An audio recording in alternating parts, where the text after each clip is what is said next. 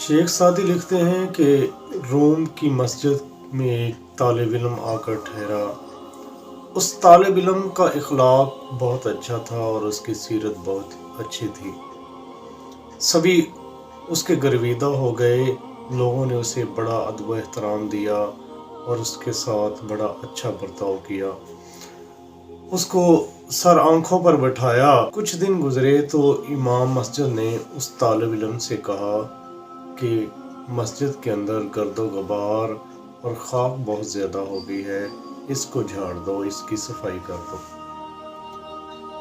तालिब इल्म ने जब ये सुना तो वो मस्जिद से बाहर चला गया और फिर दोबारा लौट कर वापस मस्जिद में न आया।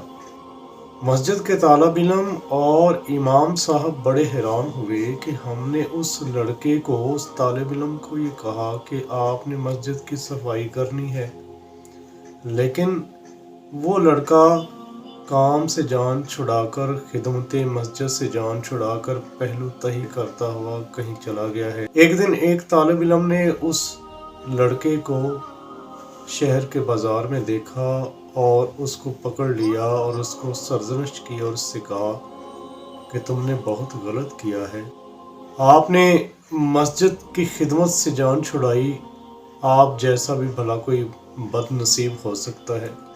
उस तालिब इल्म ने रोते हुए जवाब दिया कि मैंने मस्जिद की खिदमत से जान नहीं छुड़ाई। मैंने जब देखा कि मस्जिद के अंदर कोई गर्दो गुबार नहीं और ना ही गर्दो गुबार का कोई निशान तक था, तो मेरे जहन में ये बात आई कि उस्ताद साहब, इमाम साहब से मुराद वो गर्दो गुबार मैं हूँ। तो मैंने समझा कि चूँकि मैं इस मस्जिद में बेकार पड़ा हुआ हूँ, मुझे यहाँ से चले जाना चाहिए, लिहाजा मैं वहाँ से निकल आया। तो नाज़रीन किराम, बात करने का मकसद ये है कि इंसान अगर अपने गिरेबान में झांके तो उसको अपना आप हकीर नज़र आए तो ये एक बहुत बड़ी बात है।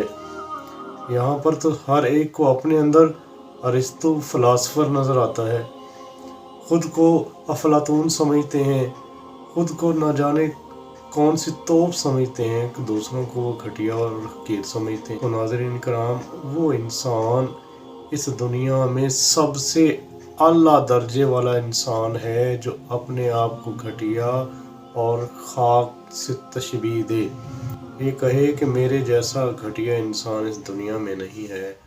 असल में वही इंसान सबसे अच्छा इंसान होता है। तो इस हक़ाइक़ से भी यही सबक मिलता है कि हमेशा खुद को खाक तसव्वुर करें, आजिज़ बनाएं खुद को, ना कि मुतकब्बर बन जाएं।